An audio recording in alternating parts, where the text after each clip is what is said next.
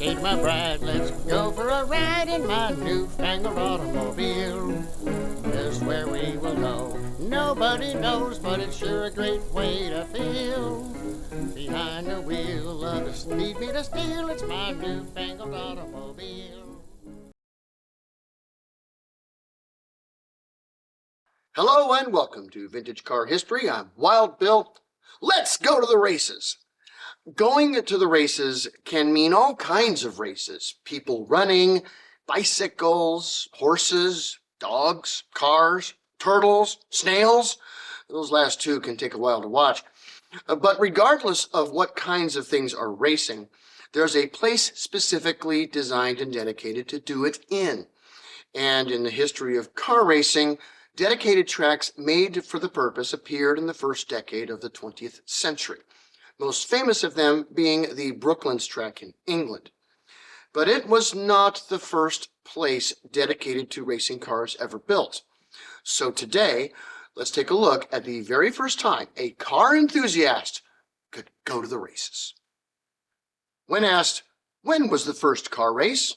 Barney Oldfield replied, when the second car was built. That's not far from the truth. By 1890, there were over a dozen automakers in Europe, and cars began to meet in the streets. And when you supplied two people a car each and plenty of testosterone, a race was inevitable. These early impromptu races were considered by many to be a menace, and local governments quickly began to write laws banning the practice of auto racing. In 1894, Le Petit Journal, the largest newspaper in France at the time, sponsored an auto race. Held on public roads, the race would start in Paris and end in Rouen.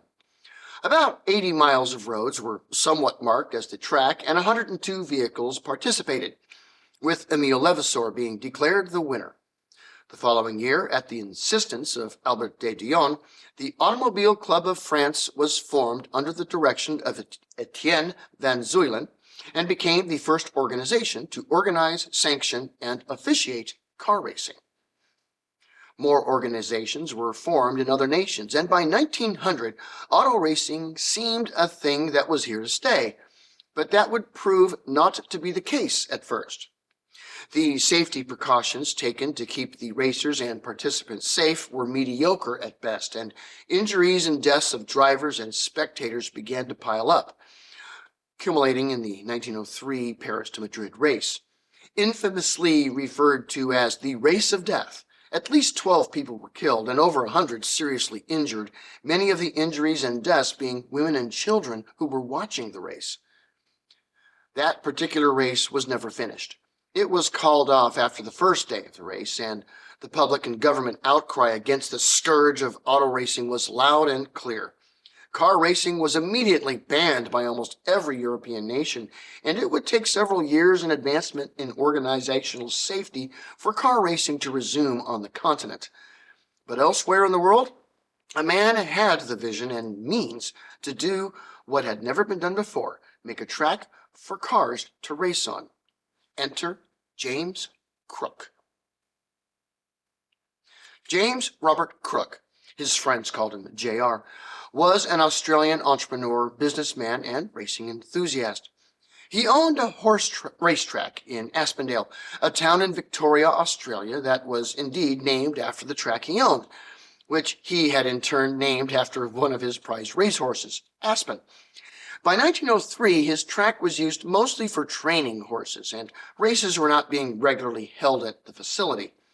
But with the events in Europe putting the brakes on motorized racing, JR decided to shift his track from horses to motorcycles and cars.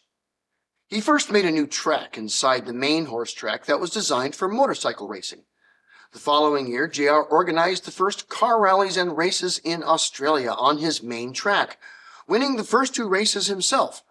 But horses have hooves, not tires, and the track was covered in horseshoe nails.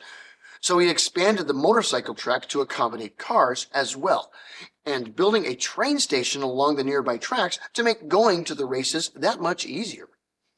The track itself was roughly oval and just under 1 mile long.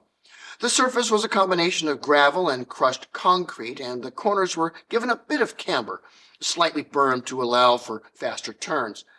By this time, race cars were both fast and powerful.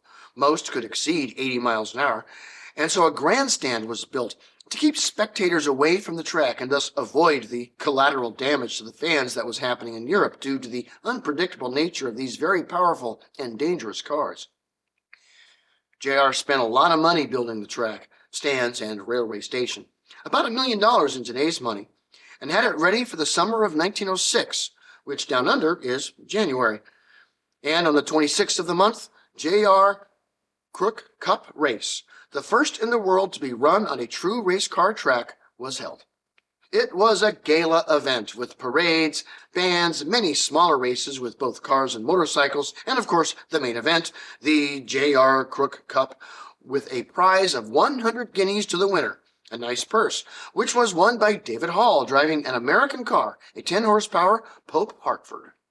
The following year, the Brooklands track in England opened, the first of its kind in Europe, and unlike the Aspendale facility, Brooklands was designed for high speeds of the race cars of the time. It was wider, smooth, and had very high berms so racers could maintain speeds in turns. JR would continue to upgrade his track for higher speeds, and for several decades, Aspendale was the place to race down under. So, going to the car races was first invented in Australia. And to that I say, good on you, mate. Thanks for watching Vintage Car History, and we'll see you next week. Peace.